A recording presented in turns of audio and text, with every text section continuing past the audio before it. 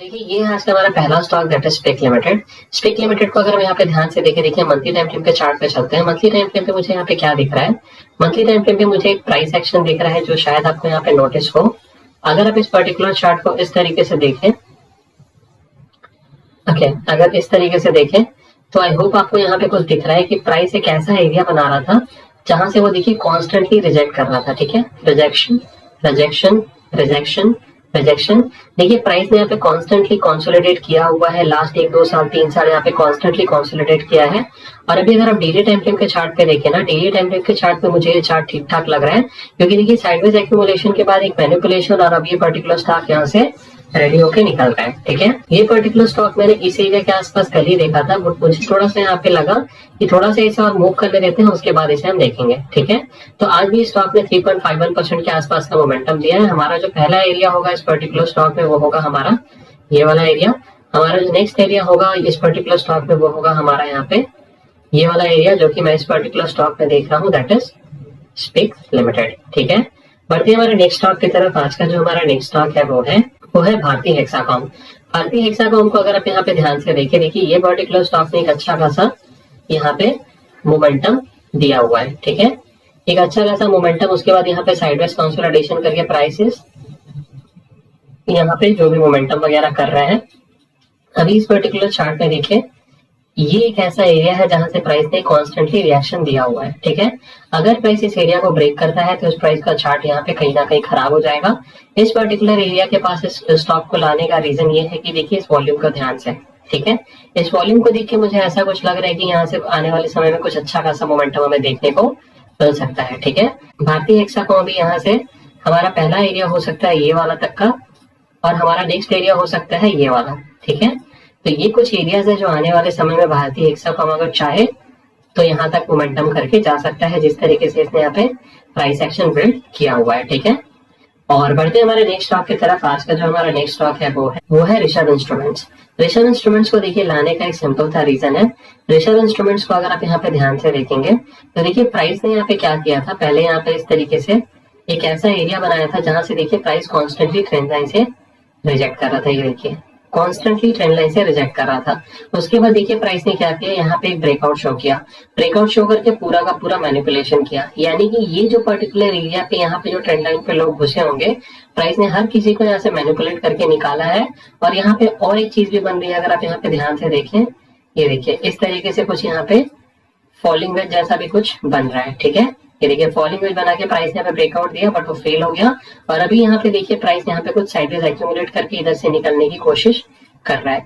हो सकता है ये थोड़ा सा और इस तरीके से साइडवेज एक्यूमुलेट वगैरह करे, ये पॉसिबिलिटी है जो प्राइस यहाँ पे कर सकता है अगर प्राइस को ठीक ठाक मोमेंटम देना होगा तो।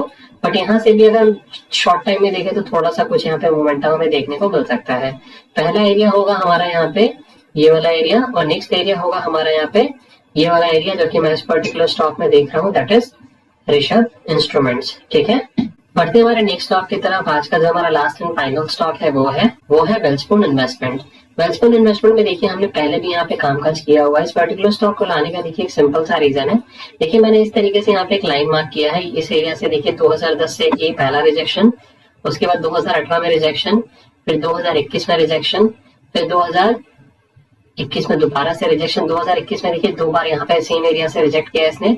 उसके बाद देखिए जब राउंडिंग कर्व बना के पर्टिकुलर स्टॉक निकल रहा था तो ये स्टॉक मैंने आप लोगों के साथ प्रीवियसली शेयर किया हुआ है, और वहां से देखिए इसने ऑलमोस्ट अच्छा खासा यहाँ पे हमें रिटर्न बना के दिया हुआ है। ठीक है, अभी ये पर्टिकुलर स्टॉक को लाने का एकदम सिंपल सा रीजन है, अपने ये जो मंथली ईयर का जो हमारा ट्रेंड लाइन है उसके ऊपर देखिए कहीं ना कहीं रीटेस्ट करके हल्का सा मैनिपुलेशन करके निकलने की कोशिश कर रहा है। ये देखिए ये है हमारा मंथली ट्रेंड लाइन, और प्राइस देखिए यहाँ पे फॉल किया, एक वीक में ही यहाँ पे पूरा का पूरा रिक्लेम कर लिया प्राइस ने।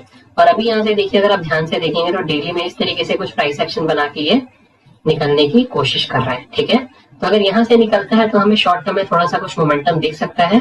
बाकी अगर आप एक चीज नोटिस करेंगे ना, कोई भी स्टॉक अभी जो मोमेंटम दे रहा है, किसी भी स्टॉक में हमें कांस्टेंट मोमेंटम देखने को नहीं मिल रहा।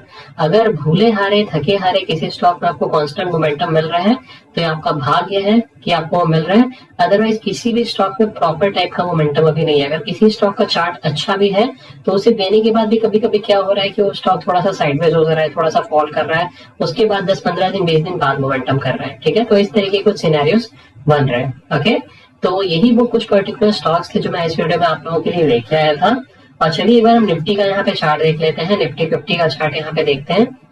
देखिए मैंने जिस तरीके से बोला था कि इस तरीके से कुछ फॉल कर सकता है, प्राइस ने इस एरिया को रिगेन किया है, इस तरीके से कुछ रिटेस्ट करने आ सकता है, उसके बाद यहाँ पे साइडवेज एक्यूमुलेट करके ये इस तरीके से कुछ जा सकता है।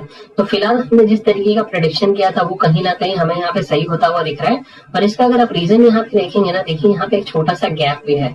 ये देखिए ये प्राइस के बीच में 23,400 से लेके 23,747 इसके बीच में देखिए एक गैप है। ये देखिए ये एक छोटा सा गैप क्रिएट किया है प्राइस ने, ठीक है। इसे हो सकता है प्राइस यहाँ पे शॉर्ट टर्म में फिल करने आए और फिल करने के बाद थोड़ा सा इस तरीके से रिक्लेम वगैरह करके साइडवेज एक्यूमुलेट करके यहाँ से निकल सकता है। देखिए जस्ट एक ऑब्जर्वेशन है, 100% तो मार्केट में कुछ नहीं होता। यहाँ पे और एक लाइन जो मैंने मार्क किया था वो भी रिएक्ट कर रहा है, जो है हमारा ये वाला लाइन। देखिए ये वाले लाइन के ऊपर पहले भी प्राइस ने यहाँ पे रिएक्शन वगैरह दिया हुआ है, प्राइस ने ब्रेक किया। देखिए यहाँ पे आज इसने यहाँ पे इस एरिया के नीचे आने की कोशिश की थी, बट अल्टीमेटली क्लोजिंग इसके 23,537 के ऊपर ही हुई है, ठीक है। तो हो सकता है प्राइस यहाँ पे थोड़ा सा और रिट्रेस करे और हो सकता है यहाँ से दोबारा एक ग्रीन कैंडल बना के जाए। बट अगर ये रिट्रेस करेगा तो ये प्रॉपर प्राइस एक्शन में काउंट होगा। इसके बाद अगर यहाँ से ये साइडवेज एक्यूमुलेट करके निकलता है तो हमें यहाँ पे ठीक ठाक मोमेंटम देखने को मिल सकता है, ठीक है। और एक बार हम यहाँ पे CNX 100 यानी कि स्मॉल कैप का चार्ट देख लेते हैं। ओके,